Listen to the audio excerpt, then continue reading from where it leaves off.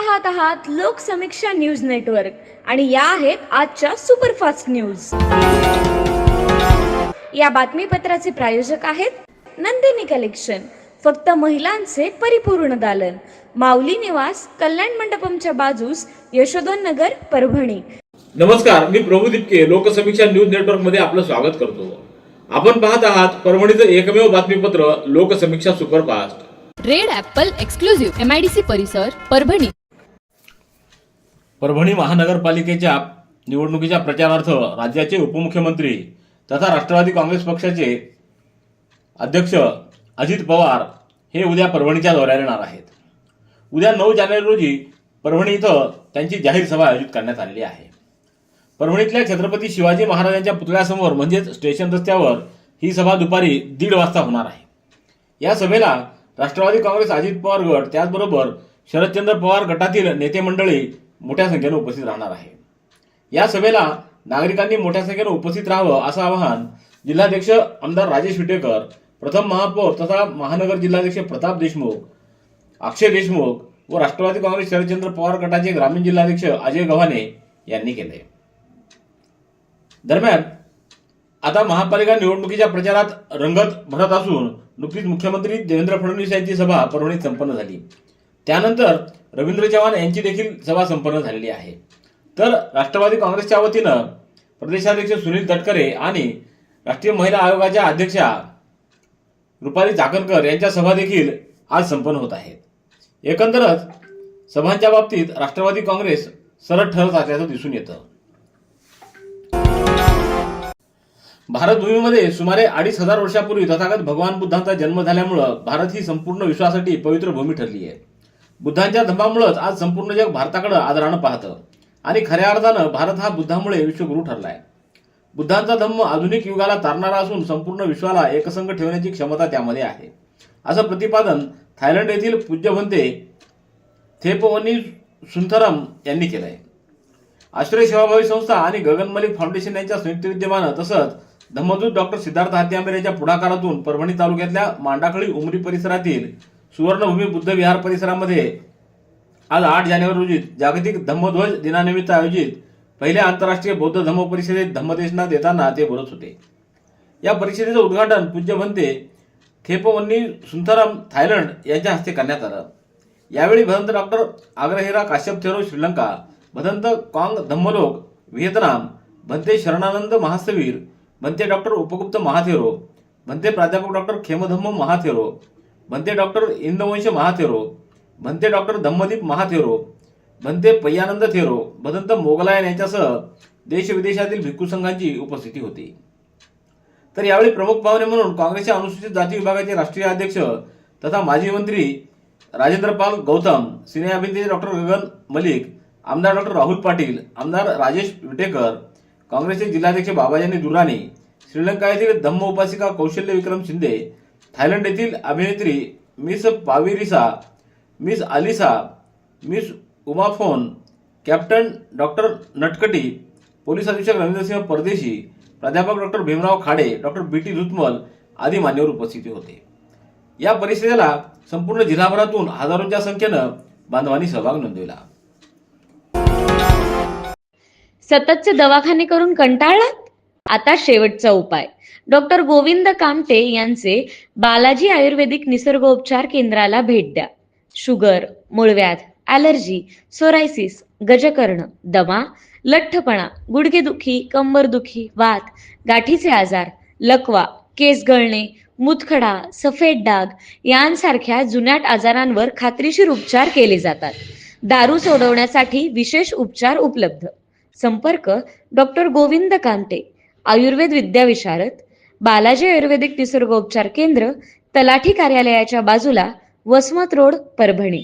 संपर्क 9921691008। परभणी महानगरपालिका निवडणुकीमध्ये प्रभाग क्रमांक 5 मधील शिवसेना उद्धव बाळासाहेब ठाकरे पक्षाचे उमेदवार रवींद्र पतंगे यांनी प्रचारात आघाडी घेतली असून आज दिवसभरात त्यांनी प्रभागाच्या विविध मंदिरांमध्ये जाऊन नागरिकांशी संवाद साधलाय। त्याचबरोबर प्रभागातील विविध समस्या सोडवण्याबाबत देखील त्यांनी नागरिकांशी सकारात्मक चर्चा केली आहे। त्यांच्या या प्रचार दौऱ्याला नागरिक मोठ्या संख्येने सहभागी होत असून त्यांनाच विजयी करण्याचं आश्वासन देत असल्याचं दिसून आलंय. महापालिका निवडणुकीच्या पार्श्वभूमीवर कायदा आणि सुव्यवस्था बाधित राखण्यासाठी परभणी पोलिसांनी गुरुवारी परभणी शहरासह जिल्हाभर एकाच वेळी व्यापक कोम्बिंग ऑपरेशन राबवले. या कारवाईमध्ये जिल्ह्यातील तब्बल 150 फरार आरोपींना अटक करण्यात आली असून 4 अवैध शस्त्रधारक आरोपींना देखील ताब्यात घेण्यात आले. या कोम्बिंग ऑपरेशन दरम्यान अग्निशस्त्र व घातक शस्त्राचा वापर करणाऱ्या गुन्हेगारांच्या घराची झाडाझडती घेण्यात आली. तर गुन्हेगारी टोळ्यांच्या हालचालीवर आळा घालण्याच्या उद्देशानं ही विशेष मोहीम हाती घेण्यात आली होती.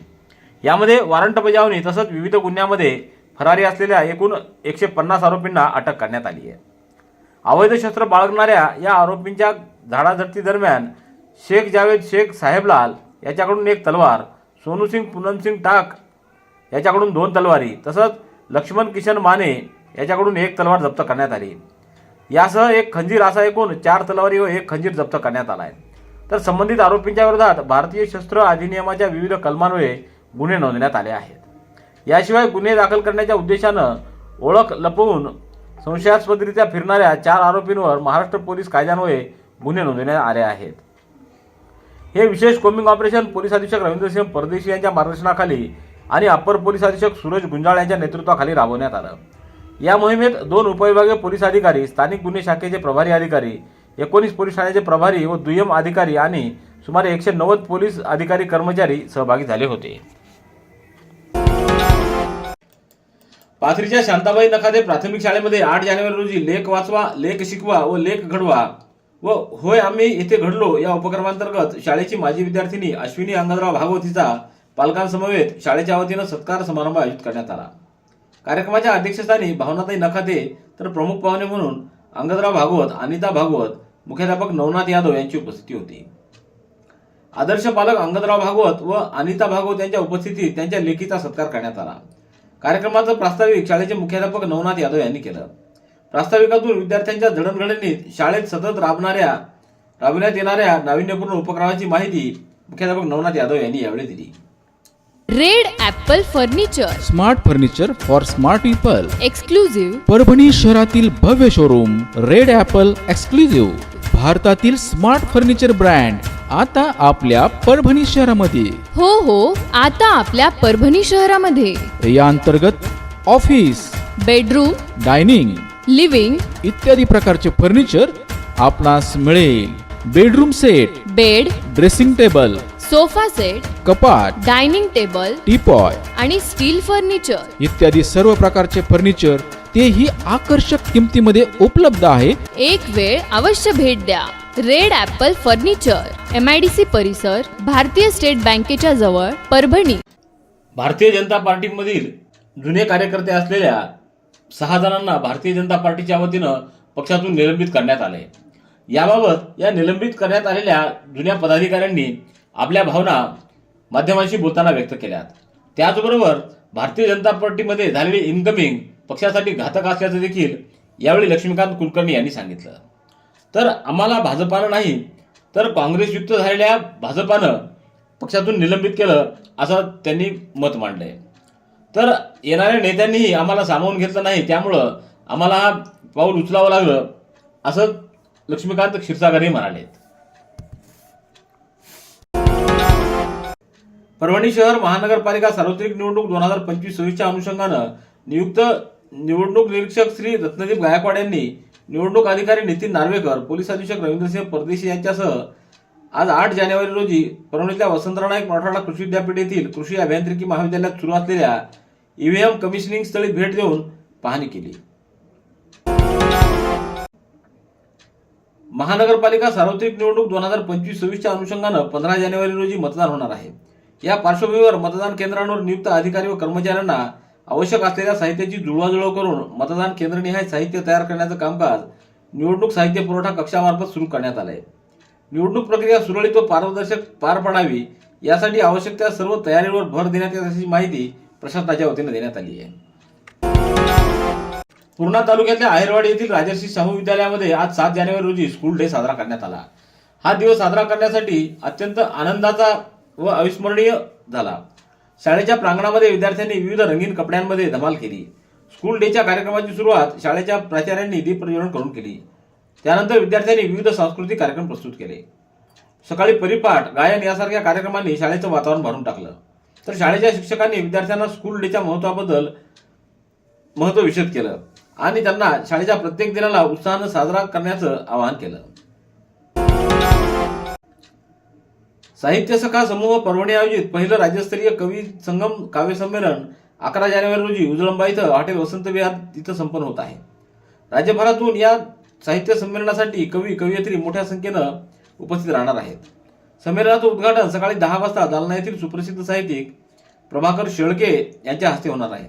तर संमेलनाध्यक्ष साहित्यिक बाबा कोटंबे, स्वागताध्यक्ष सुभाष पांचाळ, कवी संमेलनाध्यक्ष डॉक्टर प्रल्हाद भोपे, तर विशेष उपस्थितीमध्ये महेश लांडगे, वत्सल दगडू आदी, तर डॉक्टर दत्ता ठुबे, मिलिंद धवने, देवकी कुलकर्णी आदींची उपस्थिती असणार आहे.